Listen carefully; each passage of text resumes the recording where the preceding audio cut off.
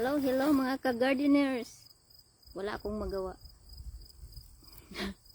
Harvest muna tayo ng aking upo dyan. Dadalhin ko bukas kasi pasok na bukas. So someone order me upo or loki yata sa sa Indian. Or upo sa atin. May nag-order sa akin. So, tatanggalin ko na yung dalawa siguro. So, itong upo na to, in-order ko to sa online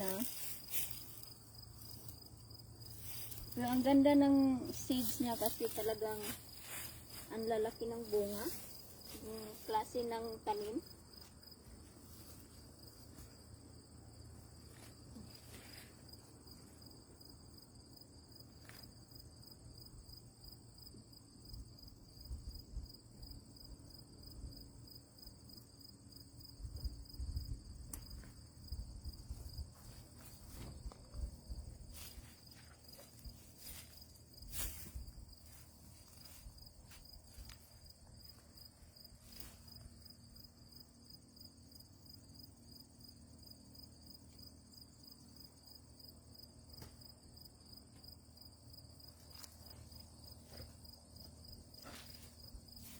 Ito yung medyo maliit-liit.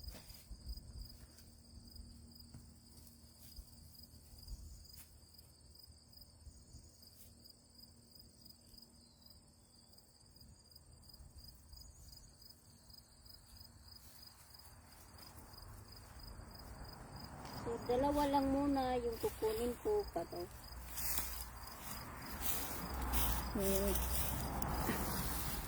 I just pick up 2. So, ito lang muna.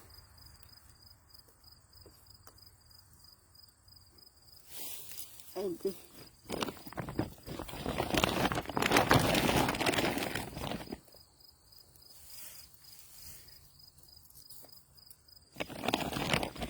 So, tinanim ko talaga tong upo na to. Hindi to yung binigay sa akin ng kaibigan ko. Kasi baka sabihin, ay, binigay ko, bininta ni Nisa. So, may prinsipyo kasi ako. Pag bigay lang sa akin, hindi ko ibibinta yan, ipamigay ko lang. Katulad nung isang round doon na binigay lang din sa akin. Pinamigay ko lang din kasi marami. Hindi ko kayang magbenta ng hindi, parang feeling ko kasi hindi sa akin. So, yan, binili ko yung seeds na yan, tinanim ko talaga, so I can do what I want. I can sell it because that's mine.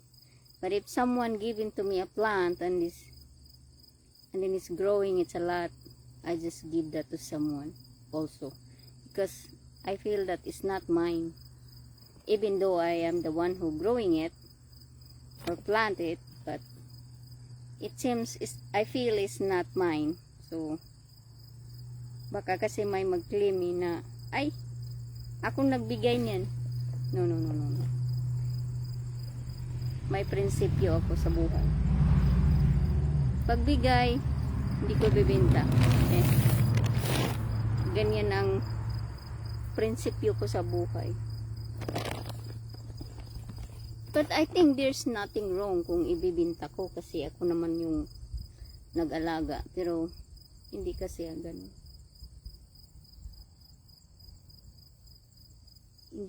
Parang hindi rin kasi maganda eh. Sa akin lang ha.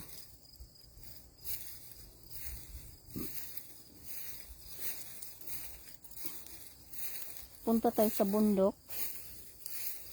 Let's go.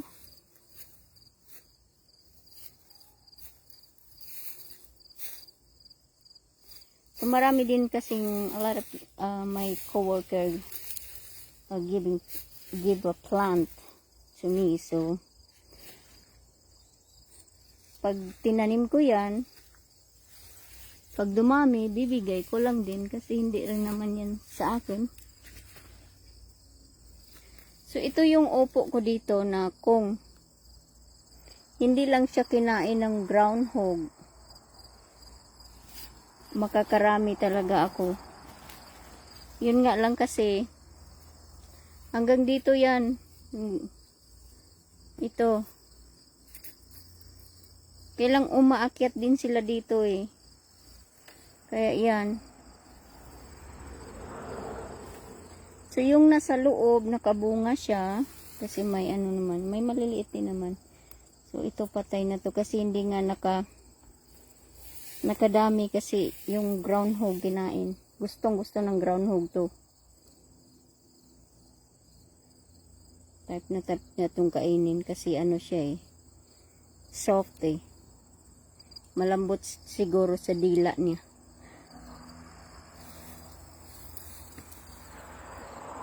So yan po.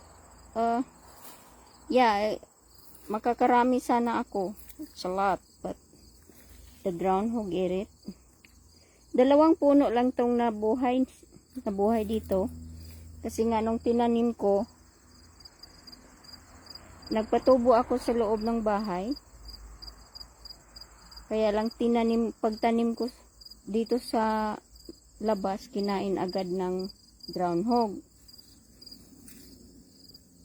Kaya nung alam kong hindi na siya mabubuhay, tinanim ko agad yung sobra kong seeds na yung ilan lang naman ang seeds sa isang pakete. Mga siguro 6 lang. Nabuhay yung 2. So yan, 2 tanim yan dito. Kailang yung nag-ask ako sa isang Pilipina kong katrabaho, yung kaibigan ko doon. Yung siguro yung klase ng opo yung typical lang na nabibili sa store na hindi siya kalakihan. Ganun siya. Hindi rin siya namunga ng marami. Or maybe sa location, hindi ko alam bakit. But yeah, hindi talaga siya namunga ng marami. Ay.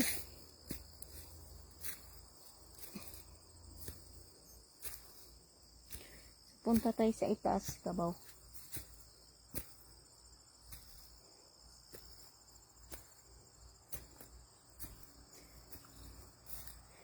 So next year makakarami kami ng asparagus. Ito yung mga tinanim namin. Ay! Yes, yan asparagus yan. So next year we're gonna have a lot of asparagus. Pati ng ilong ko ba?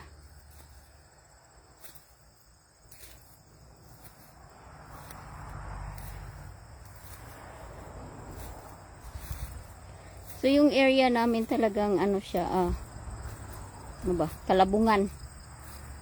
Which is good kasi para mapanatili yung tinatawag na photosynthesis, diba? Yan ang pinaka-importante. The more plant, the more na ma-maximize natin yung photosynthesis. Ano nga bang photosynthesis? Search nyo lang. Search nyo lang. So, ang photosynthesis ay yung kailangan natin ng maraming tanim. We need a lot of plant in order to maximize the photosynthesis.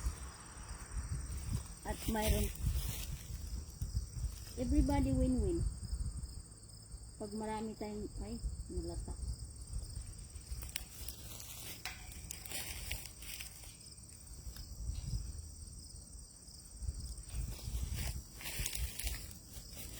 Yung grapes namin, ang tamis ng grapes namin.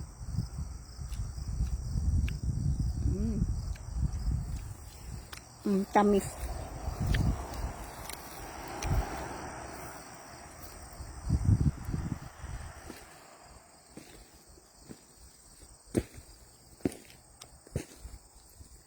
Lumikit pa yung sinitin ko.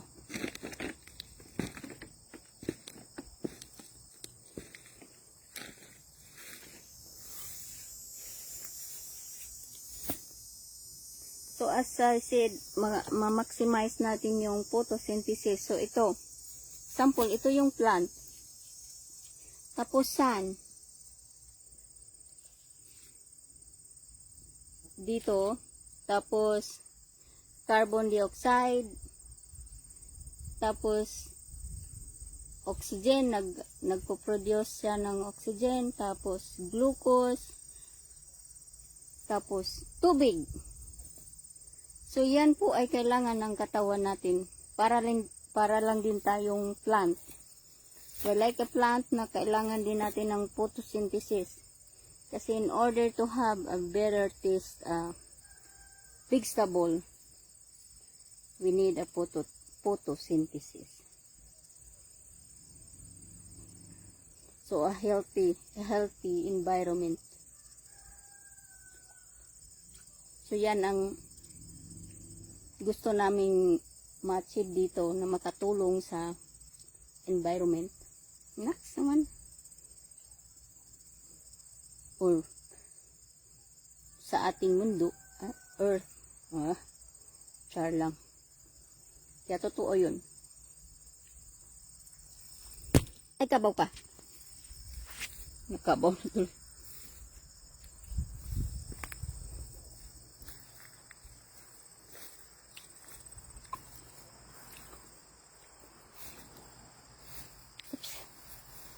So, ito naman yung aming blackberry na ginawa ng para magapangan niya dito. Marami kaming blackberry. Madali lang naman siyang itanim yung blackberry. So hanggang doon yan. Punta doon, maggagapang siya sa ano na to, itong blue. Gaganon-ganon siya. Gaganon-ganon.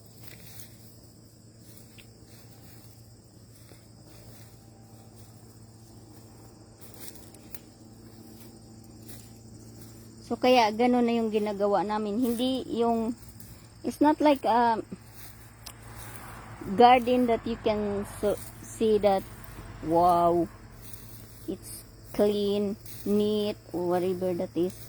There's no public affection of handmade, beautiful handmade, no. It's really nature looking.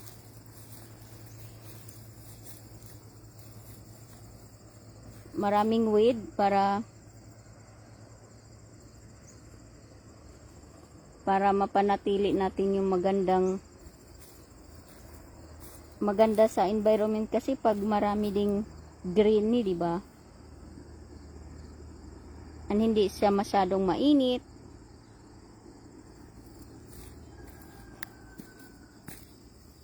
Tapos maraming mga bees na pag marami kasing bees, siyempre may mga benefits din yung mga yan.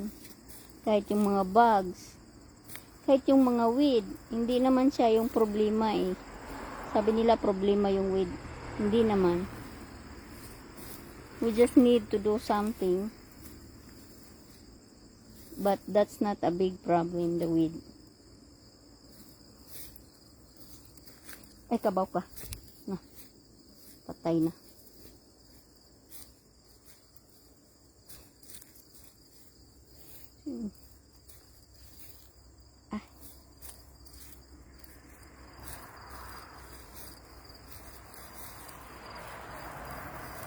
Oh yeah.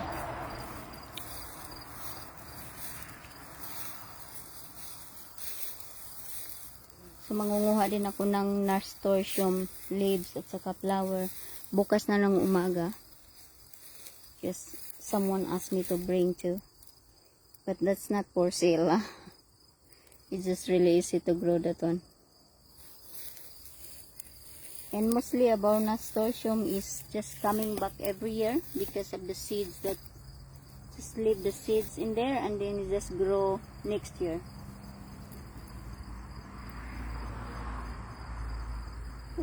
Ang pati.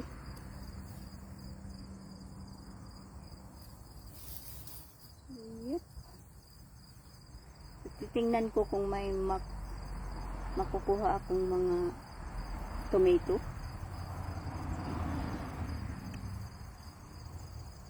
I have already $40 to buy a seeds next year. So which is good, hindi na ako, yan na lang yung upo ko ibibinta ko. Siyempre, yan na lang ibibinta ko bukas. Pero yung tomatong bumibili, yung nakabili na, hindi ko na siya pababayaran pag bibigyan ko na lang sila. Kasi nakaipon na ako ng pambili ko ng seed next year. So bibili na lang ako ng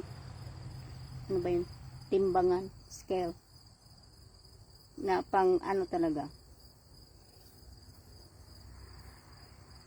yung pareha sa yung certified talaga, kasi hindi pala sila parehas. Yung akala ko pwede gamitin yung pangluto ba na pang measure, hindi pala. So sabi ng asawa ko, iba daw dapat certified na pag magbinta ka ng mga gulay. Malay ko dun. So yeah, bibili na lang ako ng maliit lang naman.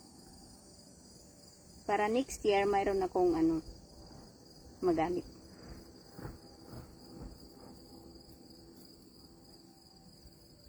So kukuha lang ako ng tomato kung mayroon akong ma-harvest.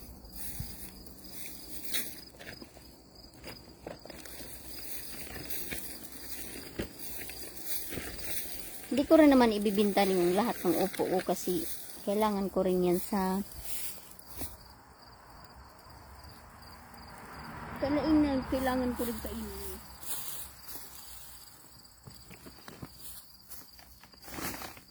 Ay, mayroon akong makukuha.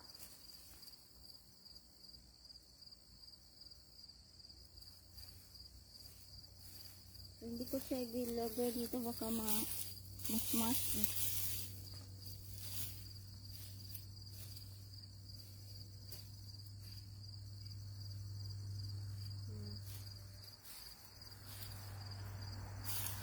I'll be back guys, kukuha lang ako ng lagayan ko. Lagay ko rin ko sa loob.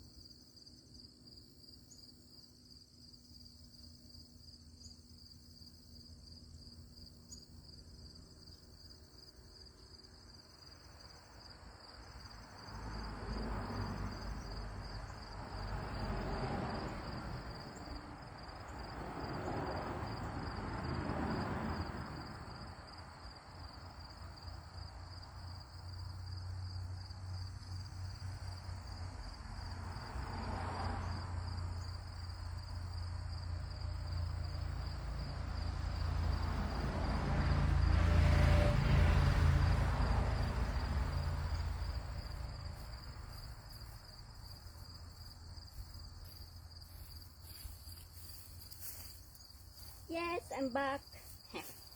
Na.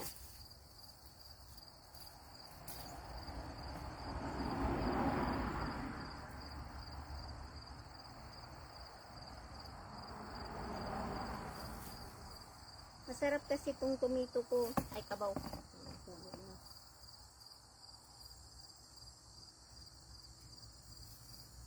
Aside from organic, healthy, wala siyang mga kain-ingan.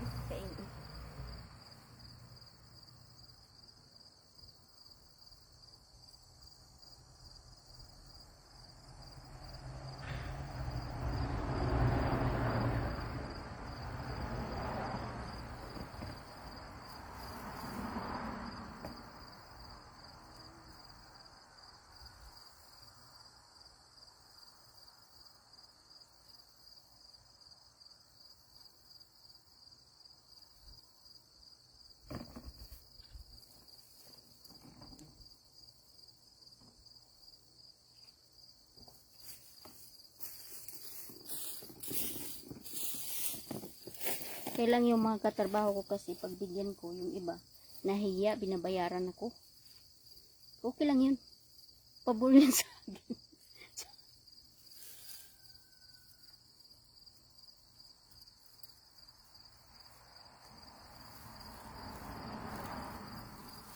Kasi mahal ang libur, no?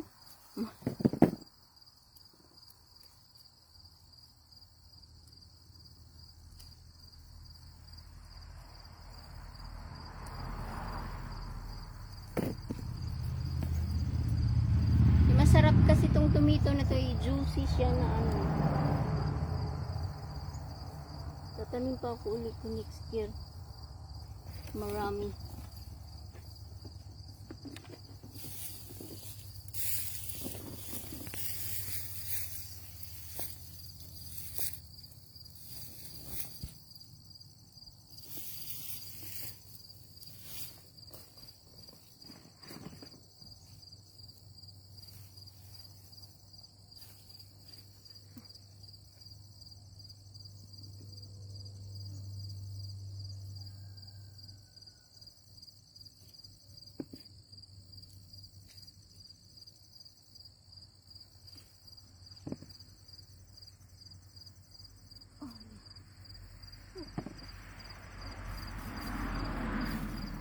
Aray.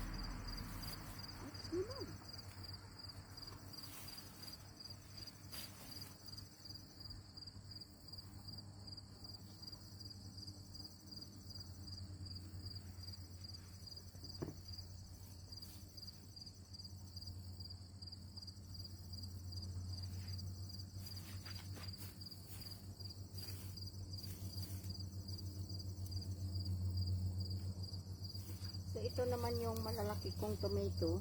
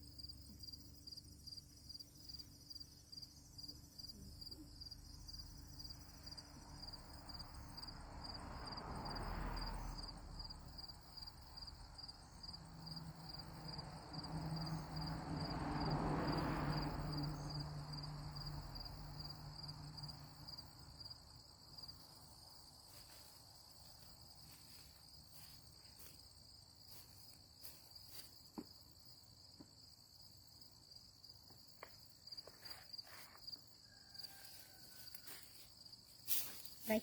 Ouch.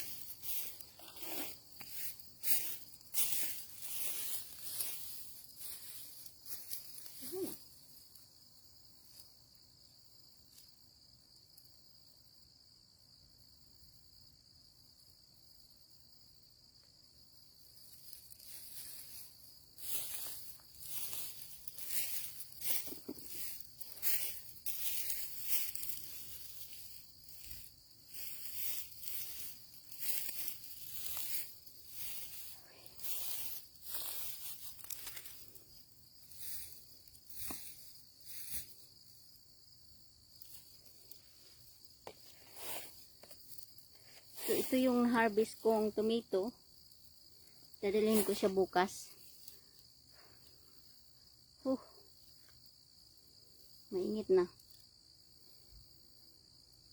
So baka last ko na tong pagdala kasi maglalagay din ako sa freezer para mayroon akong panglagay ng pag nagsabaw ba. So, nagsabaw ko kahapon, isang ganito lang, enough na sa isang ano. Ay.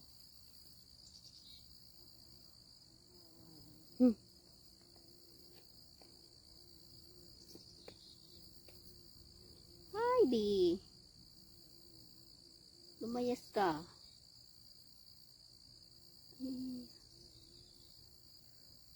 Eh, takihin pa ko ng baby to.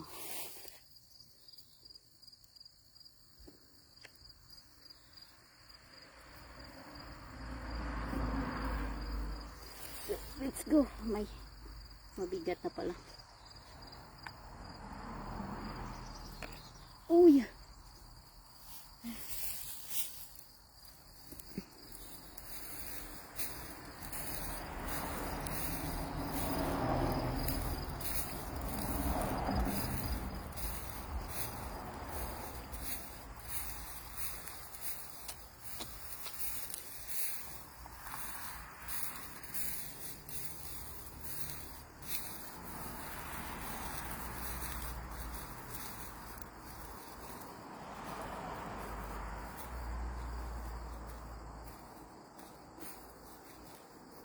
So may isa pa kaming tomato, ori ng tomato dito, pero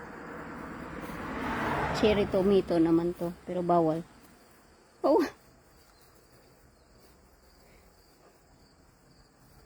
Pag ano na lang, out of the market na lang. In the market pala.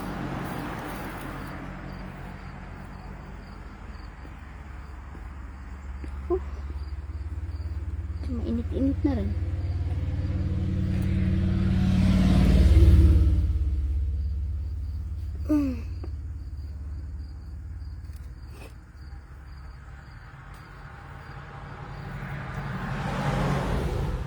Sometimes I preserve tomato. Just put the whole thing in a freezer and that should be good. And then if you want a tomato, you can throw in your soups.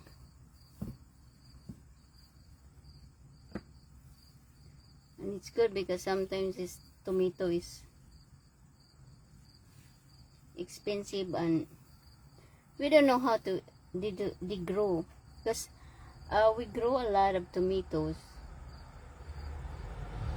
and sometimes they have that kind of tomato that they need a care. So sometimes they have tomato that it got rotten in here, but this one is good. So that's kind of tomato that they need a spray.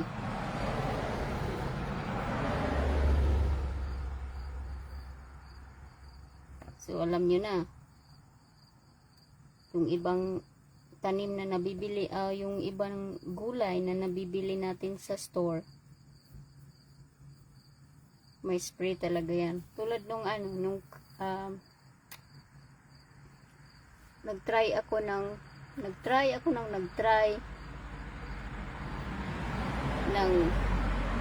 bok choy or pichay or napa cabbage. Ang hirap niyang alagaan grabe. Nag-grow naman siya pero ang daming mga insekto. So hindi talaga siya yung madali siyang i-grow na okay lang na walang spray. Mahirap siyang alagaan. Yung pichay ko puro butas-butas. So ganon siya ka unless siguro kung i-ano mo sa raised bed tapos tabunan na lang. I'm not sure that one. But I have to make a raised bed in order to grow that kind of vegetable because you have a lot of insects, slug. Oh my God. Tapos yung tinatawag na airweave.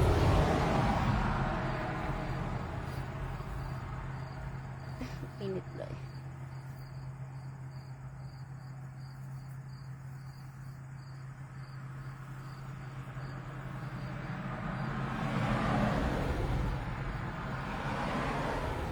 Kasi sometimes I buy like I buy tomato in the store, then I keep the seeds and then I plant it, and then it turns out it doesn't really grow good on my area, maybe in my area, but it's not insect proof.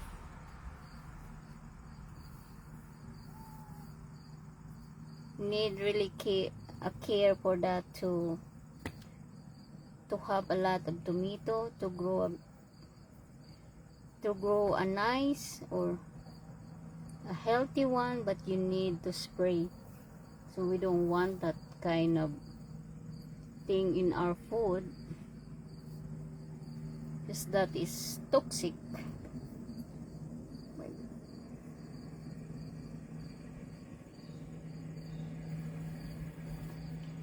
Whew. 27 lang naman. So mainit siya. Humid.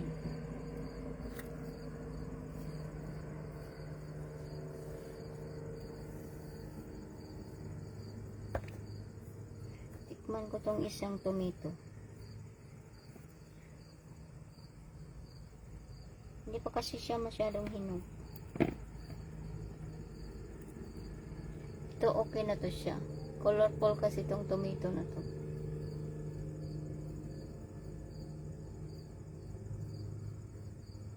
So kahit walang hugas-hugas, okay lang kasi wala namang mga pesticide.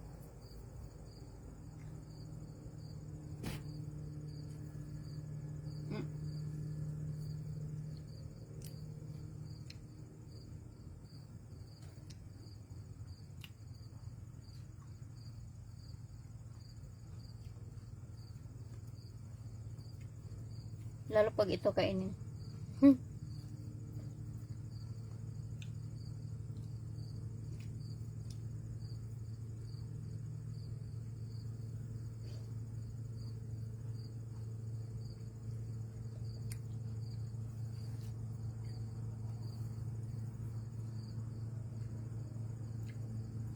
Napaka-juicy niyang tomato.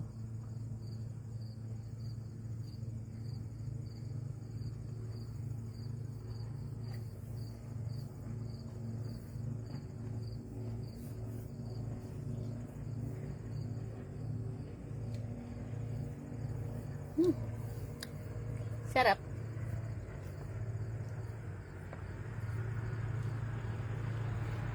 So yan. Bukas. Tomorrow. I'm going to bring at work.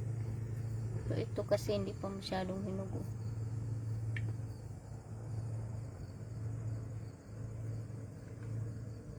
Sarap pala tong tomato na to. Yum yum. Bye bye guys.